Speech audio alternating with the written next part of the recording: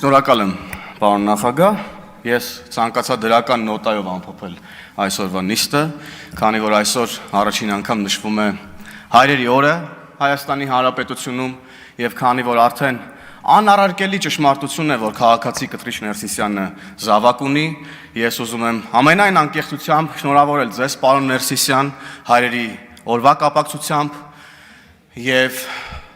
արդեն քանի որ ճշմարտությունը բոլորի համար պարզ է, կարող եք հանգիստ վայելել այս օրը, նշել ձեր զավակի օրը, հայրերի օրը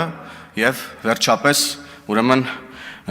կայացնել որոշում, վերադառնալ աշխարհի կյանք, որտեղից էլ փաստորեն եկել եք կաթողիկոսի պաշտոնն եք զբաղեցրել։ Եվ ամփոփելով